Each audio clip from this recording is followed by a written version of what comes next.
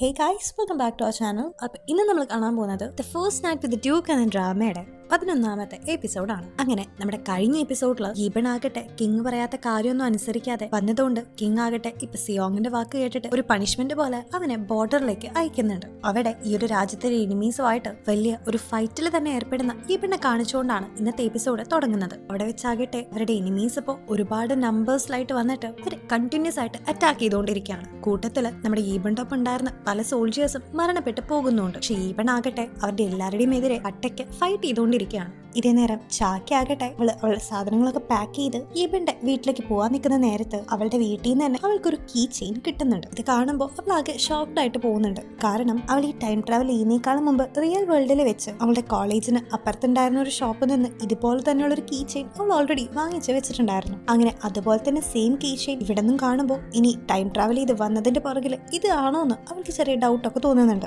മാത്രമല്ല അത് പിടിക്കുന്ന സമയത്ത് അവൾ പെട്ടെന്ന് അൺകംഫർട്ടബിൾ ആയി ആകെ തലയൊക്കെ വേദനിക്കുമ്പോൾ റിയൽ വേൾഡിൽ നിൽക്കുന്ന ഇപ്പോൾ അവിടുത്തെ ഒരു സ്റ്റുഡന്റ് ആയ കീ ആയി ജീവിച്ചുകൊണ്ടിരിക്കുന്ന യഥാർത്ഥ ചായ്ക്കും അതുപോലെ റിയൽ വേൾഡിൽ വെച്ച് തന്നെ തലയൊക്കെ വേദനിക്കുന്നത് നമ്മളെ കാണിക്കുന്നുണ്ട്. കാരണം അവളുടെ കയ്യിലും അതുപോലെ തന്നെ ഒരു കീ ചെയിൻ ഉണ്ടായിരുന്നു. സോ ഇതുകൊണ്ട് തന്നെ ഇവര് രണ്ടുപേരും പരസ്പരം അങ്ങോട്ടും ഇങ്ങോട്ടും രണ്ട് ടൈം പീരീഡിലേക്ക് ടൈം ട്രാവൽ ചെയ്യാനായിട്ട് സഹായിച്ചത് ആ ഒരു കീ ചെയിൻ എന്ന കാര്യം ഇവിടെ വ്യക്തമാണ്. എന്നാലും ഈ ഒരു കീ ചെയിൻ എങ്ങനെയാണ് ഈ ഒരു ജോസിയൻ ഏരിയയിലേക്ക് വന്നതെന്ന് അറിയാനായിട്ട് ഇത് തനിക്ക് എവിടെ നിന്നാണ് കിട്ടിയതെന്ന് അവൾ മേഡിന്റെ അടുത്ത് ചോദിക്കുമ്പോൾ ഈ ഒരു കീ ചെയിൻ അവൾ അന്ന് ഒരു ഷാമനായിട്ടുള്ള ഒരു ഫോർച്യൂൺ ടെല്ലറിന്റെ അടുത്ത് നിന്ന് വാങ്ങിച്ചതാണെന്ന് മേഡ് പറയുന്നുണ്ട്. അങ്ങനെ ഇപ്പൊ സമയം കളയാണ്ട് നേരെ തന്നെ ആ ഒരു ഷാമനെ പോയിട്ട് കണ്ടിട്ട് ഇതിനെക്കുറിച്ച് തിരക്കുമ്പോൾ ഇതിനു മുമ്പ് നിന്റെ ഇവിടുത്തെ ജീവിതം വളരെ ബോറിംഗ് ആണെന്നും എങ്ങനെയെങ്കിലും ഒരു പുതിയ ലൈഫ് കിട്ടണം എന്നൊക്കെ പറഞ്ഞ് ആകെ ഡിപ്രസ്ഡ് ആയിട്ട് നീ എന്നെ കാണാൻ വന്നപ്പോഴാണ് ഞാൻ നിനക്ക് ഈ ഒരു കീ ചെയിൻ തന്നതെന്ന് ആ ഒരു ഷാമൻ ഇപ്പോൾ അവളുടെ അടുത്ത് പറയുന്നുണ്ട്. അങ്ങനെ ഇക്കാര്യങ്ങളൊക്കെ കേട്ട് പ്രധാനമായിട്ടും ഗീബന്റെ ഇപ്പോഴത്തെ സിറ്റുവേഷനൊക്കെ ആലോചിച്ച് ആകെ ടെൻസ്ഡ് ആയിട്ട് ആകെ വെറീഡ് ആയിട്ട്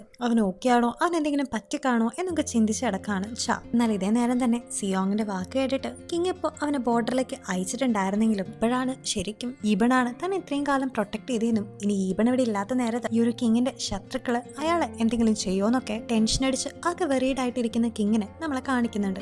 എന്നാൽ ഇതേ നേരം തന്നെ സിയോങ് ഇപ്പോൾ അവിടേക്ക് വന്നിട്ട് ഈബൺ ഇല്ലെങ്കിൽ എന്താ താൻ എന്നും കിങ്ങിന്റെ ഒപ്പം ഉണ്ടാവുമെന്ന് പറഞ്ഞ് താൻ എന്നും കിങ്ങിനെ പ്രൊട്ടക്ട് ചെയ്യാമെന്ന് വാക്ക് കൊടുക്കുന്നുണ്ട്. പക്ഷെ യഥാർത്ഥത്തില് കിങ്ങിന്റെ എനിമീസിന്റെ ആ ഒരു പൂസ്ക ക്ലാനിലെ ലീഡറാണ് സിയോങ് എന്നറിയാത്ത കിങ് അവന്റെ വാക്ക് വിശ്വസിക്കുന്നുണ്ട്. മാത്രമല്ല സിയോങ് പലപ്പോഴും തന്നെ കിങ്ങിനെ അപകടപ്പെടുത്താൻ വേണ്ടിയിട്ട് അദ്ദേഹത്തിന്റെ റൂമിൽ വെച്ചിട്ടുണ്ടായിരുന്ന ഒരു എയർ ഫ്രഷ്നർ പോലത്തെ ഒരു സംഭവത്തില് പോയിസൺ ഒക്കെ കടത്തിയിട്ടുണ്ടായിരുന്നു. അങ്ങനെ ഇത് കാരണം കൊണ്ട് തന്നെ കിങ്ങിന്റെ ഹെൽത്തിന് കുറച്ചൊക്കെ ഇഷ്യൂസും വന്നിട്ടുണ്ടായിരുന്നു. അങ്ങനെ പിറ്റേ ദിവസം ചായ ഇപ്പോൾ അവരുടെ രണ്ടുപേരുടെയും മാരേജ് ഒക്കെ കഴിഞ്ഞതുകൊണ്ട് ഗീബന്റെ വീട്ടിലേക്ക് എത്തുന്ന സമയത്ത് ഇവിടെ ഗീബൺ ഉള്ളതായിട്ടും അവൾക്ക് ബൊക്കറ്റൊക്കെ കൊടുക്കുന്ന രീതിയിലുള്ള ഒരുപാട് ഓർമ്മകളൊക്കെ അവൾക്ക് വരുന്നുണ്ട്. അങ്ങനെ പിന്നീട് ആ ഒരു റൂം ഡെക്കറേറ്റ് ചെയ്യാനായിട്ടുള്ള ഒരുപാട് സാധനങ്ങളൊക്കെ വാങ്ങിക്കാനായിട്ട് അവൾ മാർക്കറ്റിൽ പോകുന്ന സമയത്ത് അവിടെ വെച്ച് അവൾ സിയോങ്ങിനെ കാണുന്നുണ്ട്. മാത്രമല്ല അവള് തലേ ദിവസം ഗീബണുമായിട്ട് മാരീഡ് ആയതും ഇപ്പോൾ താൻ അവന്റെ ഭാര്യയാണെന്നും അവൾ അവന്റെ അടുത്ത് റിവീൽ ചെയ്യുന്നുണ്ട്. ഇത് കേട്ടിട്ട് സിയോങ് ഒക്കെ ബ്രോക്കായി പോകുന്നുണ്ടെങ്കിലും അവനത് പുറത്തേക്ക് എക്സ്പ്രസ് ചെയ്യുന്നുണ്ടായിരുന്നില്ല. അങ്ങനെ അന്ന് നൈറ്റ് വീണ്ടും ഈ ഹൂസ്ക ക്ലാനിന്റെ ഒരു മീറ്റിംഗ് വരുമ്പോൾ ഇതിലെ വേറൊരു മെമ്പർ വന്ന്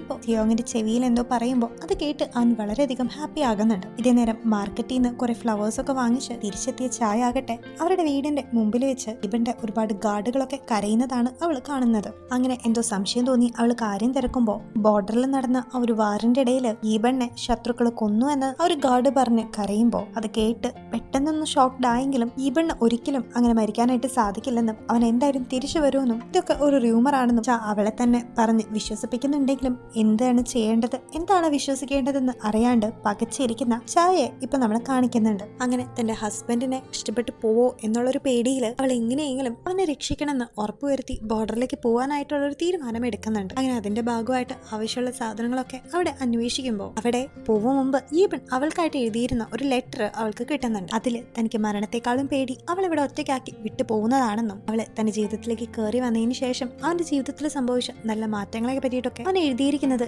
വായിക്കുന്ന സമയത്ത് അത് കണ്ട് അവളുടെ ഹൃദയം പൊട്ടിപ്പോകുന്നുണ്ട്. ഇതേ നേരം തന്നെ ആ ഒരു വാറിൽ വെച്ച് എന്താണ് നടന്നതെന്നും നമ്മളെ കാണിക്കുന്നുണ്ട്. ഈബൺ ഒരുപാട് ശത്രുക്കളോടൊക്കെ ഫൈറ്റ് ചെയ്യാനായിട്ട് മാനേജ് ചെയ്തെങ്കിലും ഒരുപാട് പേര് വന്ന് അവനെ വട്ടം കൂടി നിന്ന് അവന്റെ സോൾജിയേഴ്സിനെ കാര്യത്തിനൊക്കെ പിടിച്ചു വെക്കുമ്പോൾ ഇനി തനിക്കൊരു രക്ഷപ്പെടലില്ലെന്ന് അവന് മനസ്സിലാകുന്നുണ്ട്. അങ്ങനെ ഈ ഒരു കാര്യങ്ങളൊക്കെ ഓർത്ത് ആ ഒരു ലെറ്റർ വായിച്ചിരിക്കുന്ന ചായനെ നമ്മളെ കാണിക്കുന്നുണ്ട്. ഇതേ നേരം ഈബന്റെ ഈ ഒരു മരണ വാർത്ത ജങ് അറിഞ്ഞിട്ട് ഈബൻ പോകും മുമ്പ് തന്നെ വന്ന് കണ്ടതും എനിക്ക് ആ ഒരു വാറിൽ വെച്ച് എന്തെങ്കിലും പറ്റാണെങ്കിൽ അവന്റെ വൈഫായിട്ടുള്ള ചായനെ പ്രൊട്ടക്ട് ചെയ്യണമെന്ന് അവൻ ആദ്യമായിട്ടും അവസാനമായിട്ടും ജങ്ങിന്റെ അടുത്ത് റിക്വസ്റ്റ് ചെയ്തതും അവനിപ്പോ ഓർക്കുന്നുണ്ട്. ഇതേ നേരം തന്നെ ഈബന്റെ ഈ ഒരു മരണ വാർത്ത സിയോങ് വന്ന് കിങ്ങിനെയും അറിയിക്കുന്നുണ്ട്. ഇത് കേട്ട് കിങ് ആകെ ഷോക്ഡ് ആവുകയും ഇപ്പൊ കിങ്ങിന്റെ ഹെൽത്ത് വളരെയായിട്ട് കുറഞ്ഞു വന്ന് പെട്ടെന്ന് ഇപ്പോ കിങ്ങിന് എന്തെങ്കിലും പറ്റാണെങ്കിൽ ഇനി അടുത്ത പ്രിൻസ് ആയിട്ട് ആരാണ് വരിക എന്നുള്ളൊരു കൺഫ്യൂഷനിലും പ്രിൻസ് ഇരിക്കുന്നുണ്ട്. കാരണം ആ ഒരു കിങ്ങിന് മക്കളൊന്നും ഇല്ലാത്തോണ്ട് അടുത്ത സക്സസർ ആയിട്ട് വരേണ്ടിയിരുന്നത് ഈബൺ ആയിരുന്നു. പക്ഷെ ഇപ്പൊ അവൻ മരിച്ചതുകൊണ്ട് സിയോങ് ആണ് ഇനി ആ ഒരു ത്രോണിലേക്ക് വരേണ്ടിയിരിക്കുന്നതെന്ന് അവനായിട്ട് തന്നെ കിങ്ങിന്റെ അടുത്ത് പറയുമ്പോൾ കിങ്ങിനും അതിന് എതിർപ്പൊന്നും ഉണ്ടായിരുന്നില്ല. അങ്ങനെ ഈ ഒരു കാര്യം അറിഞ്ഞ് അവൻ പെട്ടെന്ന് തന്നെ നേരെ ബോർഡറിലേക്ക് പോവാനിരിക്കുന്ന ചായനെ പോയിട്ട് കാണുന്നുണ്ട്. ഇതേ നേരം ചായ ആകട്ടെ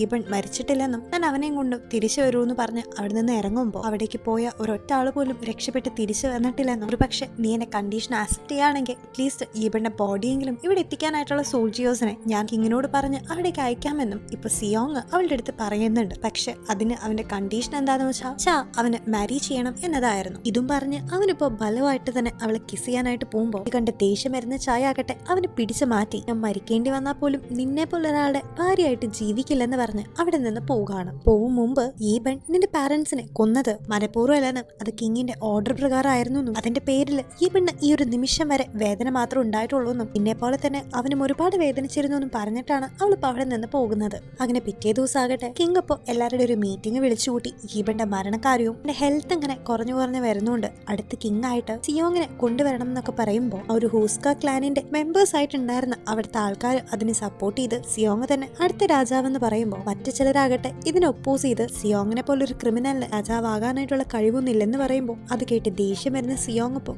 അവിടെ വെച്ച് തന്നെ അവൻ എതിർത്ത് നിന്ന ഒരു ഒഫീഷ്യലിനെ കൊന്നുകളയുന്നുണ്ട്. ബാക്കിയുള്ള ആർക്കും അവൻ എതിർക്കാനായിട്ട് ചെറിയ ഒരു പേടിയൊക്കെ ഉണ്ടായിരുന്നു. അത്രയല്ല അടുത്ത കിങ് ആവാനായിട്ടുള്ള ഒരു റൈറ്റ് അവന് കിട്ടിയ കാരണം കൊണ്ട് ബോർഡറിലേക്ക് പോവാനായിട്ട് വേണ്ട ഹെൽപ്പൊക്കെ ജങ്ങിനോട് ചോദിക്കുന്നുണ്ടായിരുന്ന ചായനെ ഇപ്പോ ഈ സിയോങ്ങിന്റെ സോൾജിയേഴ്സ് വന്ന് പിടിച്ചോണ്ട് അവളെയും അവളുടെ ഫാമിലിയിലുള്ള എല്ലാവരെയും അവരിപ്പോ ജയിലില് അടയ്ക്കുന്നുണ്ട്. കാരണം അവനിപ്പോ ഇല്ലാത്ത ഒരു എവിഡൻസ് ഉണ്ടാക്കി പാവം നമ്മുടെ ചായയുടെ അച്ഛനെ ഹുസ്ക ക്ലാനിന്റെ ലീഡർ എന്ന പേരും പറഞ്ഞ് ഫ്രെയിം ചെയ്ത് അവൻ ചെയ്ത കുറ്റങ്ങളെല്ലാം ആ മനുഷ്യന്റെ മേലിൽ കെട്ടിവെക്കുന്നുണ്ട്. അതിന്റെ ഭാഗമായിട്ട് ഒരു ട്രേറ്ററിന്റെ ഫാമിലിയായിട്ട് അവൻ ചായന്റെ ഫാമിലിയെ പറയുകയും അവരെ കിങ്ങിന്റെ ആ ഒരു പാലസിലേക്ക് പിടിച്ചോണ്ട് വരികയും ചെയ്യാണ്. അവിടെ വെച്ച് ചായ ആകട്ടെ ഉണ്ടാക്കിയെടുത്ത ഒരു എവിഡൻസുമായിട്ട് അവൻ ഈ മാതിരി കാണിക്കുമ്പോൾ അതിനെതിരെ അവൾ ക്വസ്റ്റ്യൻ ചെയ്യുമ്പോൾ എനിക്ക് നിന്നെ ഒരുപാട് ഇഷ്ടമായിരുന്നു എന്നും പക്ഷെ നീ ഇപ്പൊ ഒരു ക്രിമിനൽ ആയതുകൊണ്ട് എനിക്ക് ഒന്നും ചെയ്യാൻ പറ്റില്ലെന്ന് പറഞ്ഞ് അവൻ ആദ്യം തന്നെ ചായനെ കൊല്ലാനായിട്ട് അവിടെ നിൽക്കുന്ന ഒരാളോട് കൽപ്പിക്കുകയും അയാളിപ്പോ അയാളുടെ ഒരു വലിയ സ്വേർഡ് എടുത്ത് ചായനെ വെട്ടാൻ നിൽക്കുന്ന സമയം തന്നെ അവിടെ ഫുള്ള് ബ്ലാക്ക് ആൻഡ് വൈറ്റ് ആയിട്ട് ഒരു സ്റ്റോറി പോസ് ചെയ്ത് പോകുന്നുണ്ട്. കാരണം റിയൽ വേൾഡിൽ ഒരു സെർവർ എറർ സംഭവിക്കുകയും അവരുടെ നെറ്റ്വർക്ക് ഡൗൺ ആവുകയും ചെയ്തതുകൊണ്ട് ഒരു സ്റ്റോറിയുടെ കണ്ടിന്യൂവേഷൻ എന്താണെന്ന് ആർക്കും അറിയാൻ പറ്റാതെയും വരാണ്. ഇതുകൊണ്ട് തന്നെ ഈ ഒരു നോവൽ വായിച്ചുകൊണ്ടിരുന്ന എല്ലാ ഫാൻസും വളരെയധികം അപ്സെറ്റ് ആയിട്ട് പോകുന്നുണ്ട്. ഇതേ നേരം തന്നെ ആ ഒരു നോവലിൽ ജീവിച്ചിരുന്ന ചായ ഇപ്പോ വീണ്ടും ടൈം ട്രാവൽ ചെയ്ത് വന്ന് റിയൽ വേൾഡിലേക്ക് എത്തുന്നുണ്ട്.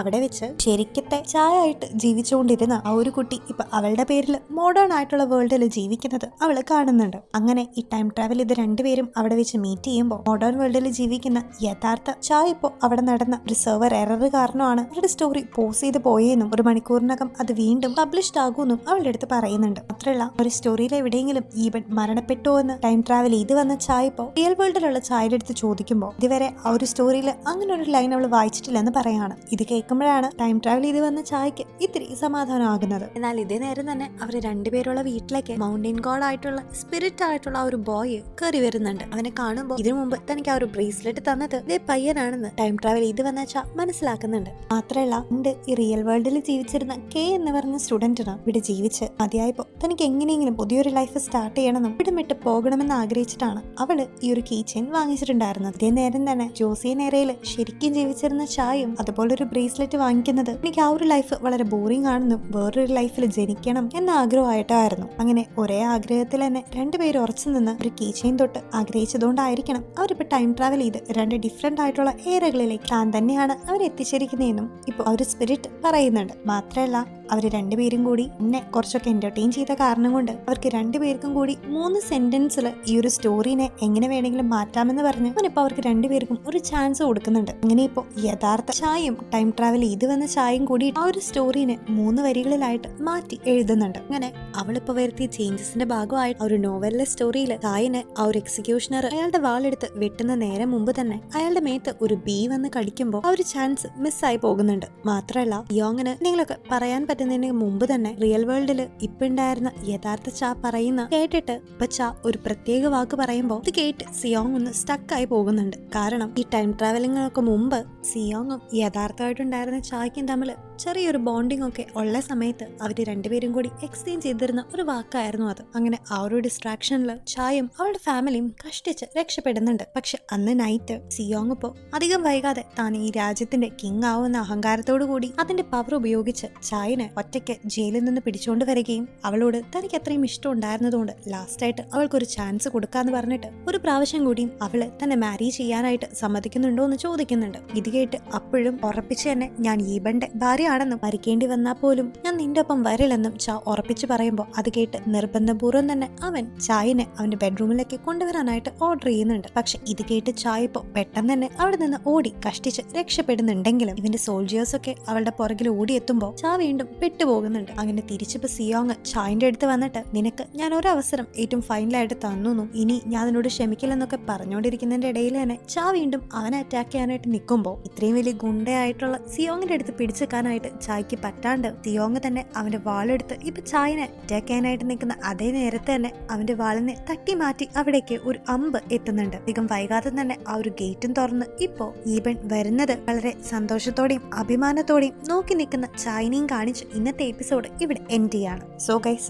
അങ്ങനെ നമ്മുടെ മെയിൻ ക്യാരക്ടർ ആയിട്ടുള്ള ഈബൻ തിരികെ എത്തിയിരിക്കുകയാണ്. ഒരു പക്ഷേ ആ ഒരു സെർവർ എറർ സംഭവിച്ച സമയത്ത് വീണ്ടും റിയൽ വേൾഡിലേക്ക് ടൈം ട്രാവൽ ചെയ്ത് പോയ സമയത്ത് ആ ഒരു സ്റ്റോറിയിൽ ഉണ്ടാക്കി വെച്ച 3 ചേഞ്ചസിൽ ഏതെങ്കിലും ഒന്നായിരിക്കാം ഈബന്റെ ഈ തിരിച്ചു വരവെന്ന് നമുക്ക് ഊഹിക്കാം. എനിവേ, എന്താണ് ശരിക്കും നടന്നതെന്നും സാധാരണ നോവൽസിലൊക്കെ വായിക്കുന്ന പോലെ ഇത് ഒരു ഹാപ്പി എൻഡിങ് ആണോ അതോ ഇനി ഒരു ബാഡ് എൻഡിങ്ങിലേക്കാണോ പോകുന്നതെന്നൊക്കെ അടുത്ത ഫൈനൽ എപ്പിസോഡിൽ കൂടെ നമുക്ക് കാണാം. അപ്പോൾ till the next video, take care and by.